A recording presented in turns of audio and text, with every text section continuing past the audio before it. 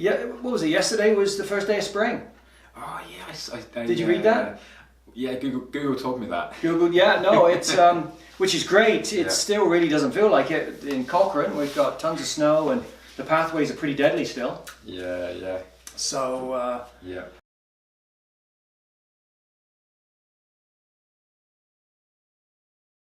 Yeah. But I'm back on the training regime as per your schedule. Yeah. But you're basically doing the elliptomill, continuing the combination of the elliptical and the treadmill. Yes. It's a good combo. So yeah, again, just not much change in the old ankle, so no need to really talk about that. We just keep plugging away. You did some tests today, Malc. Maybe you could just touch on those. Yeah. So really, just trying to figure out whether you're progressing or not, and just rather than subjectively looking at it and taking a guess at that. Yeah, I know. Just each week you come and we just measure the data and just see what is happening in that foot ankle area each time.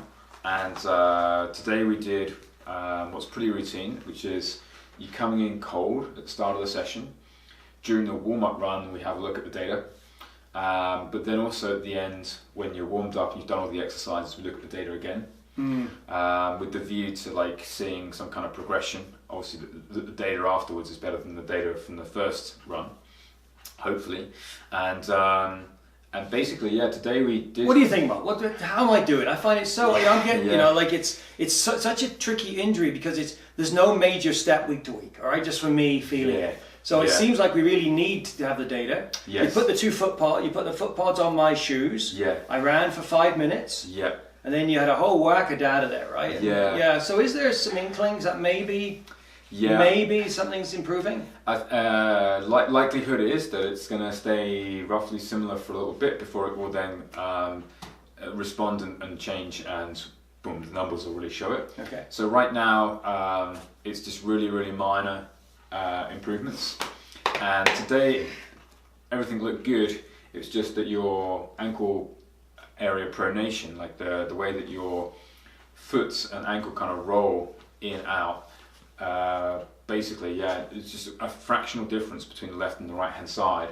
Okay. Where the right hand side, which is the injured side, is just basically a little bit more kind of locked. So when you hit the ground, there isn't quite that freedom of roll or pronation that we'd expect you to have. Okay. And we can compare that to the past or compare it to your left side. And that's just probably a protection mechanism. You hit the ground, force goes in, force comes back out, and there's an impact shock as well. And it's probably just your body's way of saying, I'm going to protect this ankle, without you even realizing it. And just hold it upright, just hold it stiff and steady. So what we're looking for basically in the future is we keep taking the measurements. We're looking for that time when the body accepts the shock and says, this is okay. I don't need to keep protecting the ankle anymore. Okay. And it allows that ankle joint there's actually two joints in there, but mostly the ankle joint to actually move more freely. Okay. And that's a sign the body is relaxing and saying, this is Things good. are coming around. Okay, so here we are. It's March. Let's have a look. March 21st. Yeah. My first race. Yes. Is April 15th. Right. Less than a month away, Malc. What do you think? Can I do it?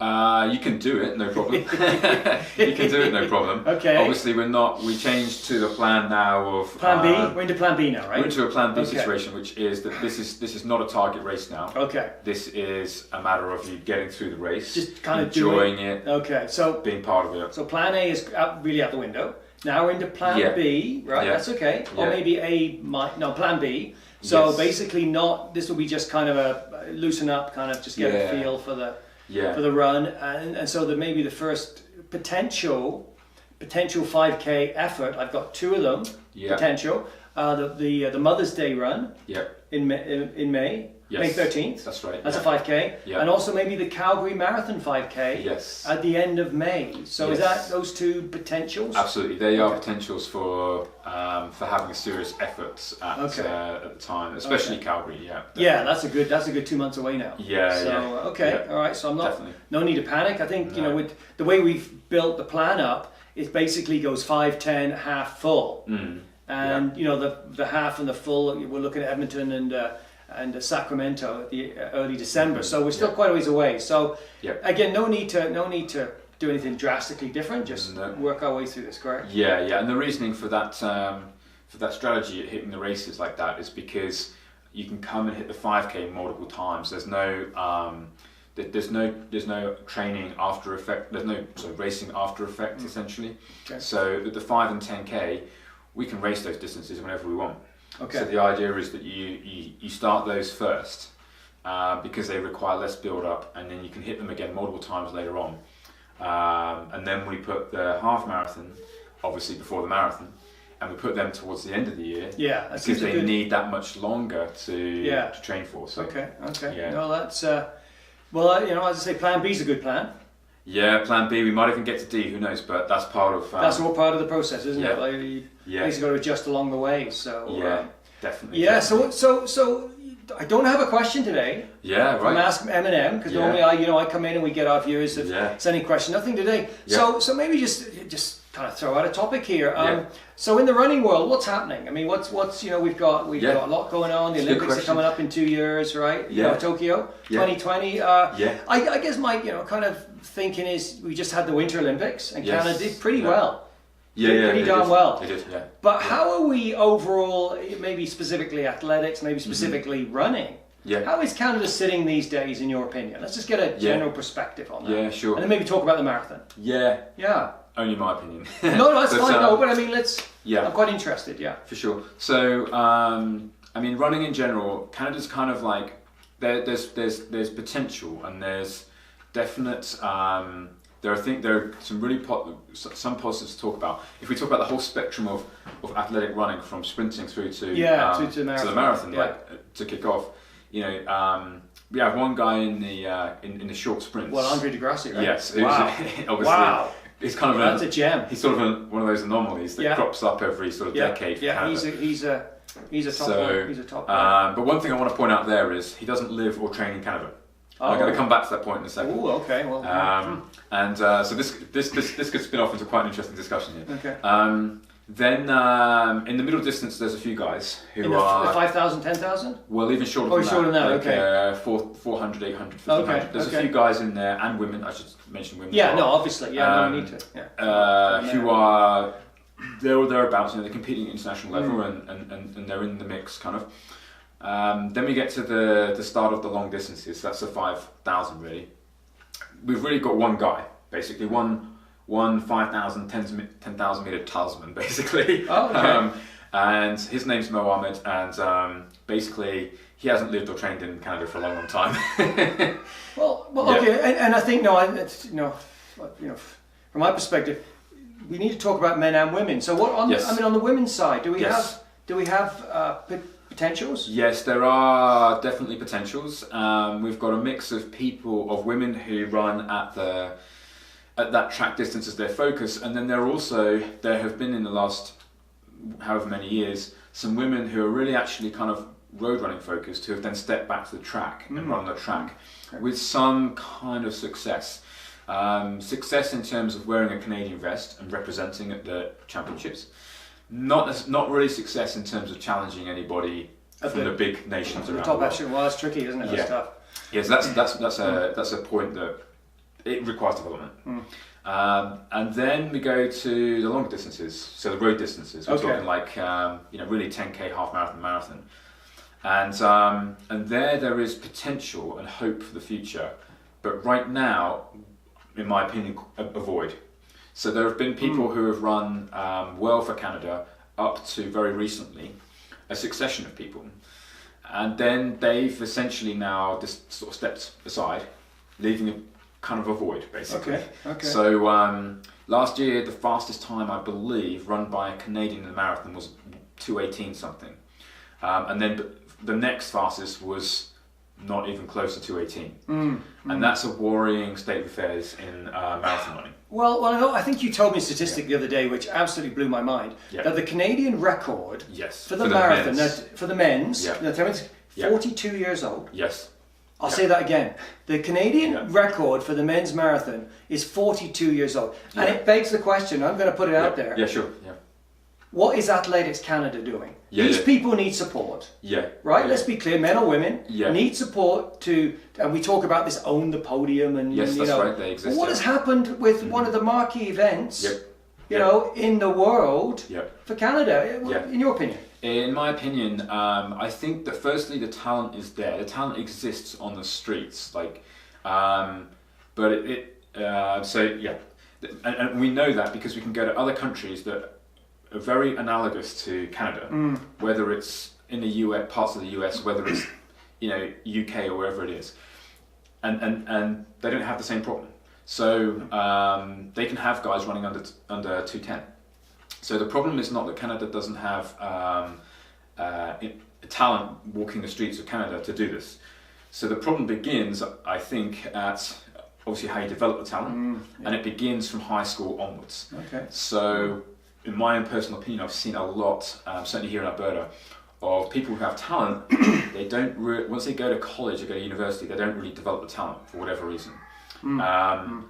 And it's pretty tough to skip from high school to being a professional distance runner in Canada. So you really do have to go through some kind of college system or university system. If you're fortunate, you're going to go to America. And for people like Cam Levins and people like Mo Ahmed and others, people on the women's side as well, then that has been an opportunity for them. But there's an issue with how you develop talent from high school onwards. Okay. I also believe, and this is totally my opinion, there's a major issue with coaching and coaching standards, which has been developed far better in the US and has been developed better in the UK and other places. In Canada, I believe it's behind. Okay. Now, it does go back to Athletics Canada, it does go back to people like Own the Podium. Own the Podium, of course, are very broad. I mean, their spectrum is across sports in general. But there has been identified, I know this for sure, an issue with Own the Podium getting results across the board. Particularly in the summer events. I mean, Winter Olympics is different, but summer events we're talking about. And Athletics Canada, there are issues, definitely, at how coaching standards develops and how running talent's developed. Ultimately today, in the marathon, I believe that the strongest talent overall wearing a Canadian shirt is a guy called Cam Levins. But he's not domestic. You know, he's been in America for a long, long time and continues to train and live in America under an American system. And I believe on the track, you know, Mo Ahmed is the fastest guy, like by a long way on the track in the 5 and 10K. Again, you know, a resident of Oregon and not a domestic runner here. No. Okay. So there's clearly a problem there. Why can we not domestically develop talent? And we can cite, you know. And even to challenge the 42-year-old record. I mean, surely, yes. Let's accept that potentially in the marathon, you know, Olympic event. Obviously, very, very difficult. But even internally, comparing ourselves to where we've been, it just doesn't make sense. It doesn't make sense, and I think you're right. You know, people should be asking the question, and that's the only way to bring about change. The one note I just kind of add to it, you know, because I've got a lot of background experience from elite level sport, is that you can't change the result at the highest level unless you change the input to the result. You know, you can't bake a different cake with the same ingredients really in the same cooking. So the problem I've seen is that it's quite easy for people to latch on to the same training system and the same place and everything that others before them have done. And not been successful. Right, and not challenge the record. So if you go in doing the same thing that the person before and the person before that has done, you can't expect to suddenly get another result out. So I think that is a bit of an issue in Canada as well, is lack of innovative thinking around how you're going to get to that spot. Yeah.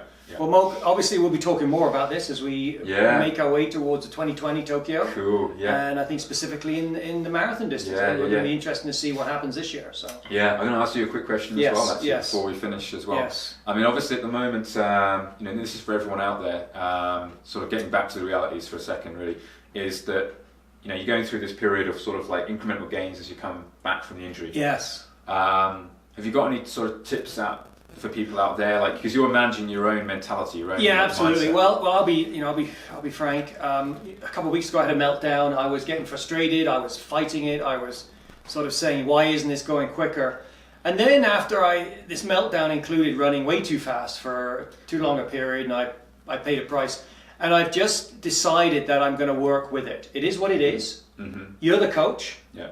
You know, I'm the runner, and you have, through all your skills and technology and knowledge, have to tell me what to do. Yeah. That's it. Yeah. That's it. There's no other choice here. I don't know better than you, to be blunt. But that's the reality. Yeah. That's why, you know, you're the coach, and so I'm going to stick to the schedule you've given me as we move forward. You know the end goals of what I'm trying to do, particularly on the marathon. I mean, obviously, I'd like to get all 4, but the marathon's the big one. Yeah. You know, we're in March now. The marathon's in beginning December. Over to you, Malc. You tell me what to do. I'll do it. We'll measure it. I'll let you know how I feel. Cool. But enough. I'm not going to fight this. Right. And I think that's part of it. You know, it didn't work. So I have to basically go with what the expert says. Yeah. And we will end up where we end up. Cool. That's my advice. Cool. So there's some sense of sort of letting go of the control of the reins. Absolutely. And just accepting that. Absolutely. It has to happen, because I'm just not, my way didn't work. Right, okay. If it had, then great, but it didn't. So that's cool. what has to happen. Okay, yeah. So a little nugget there for people out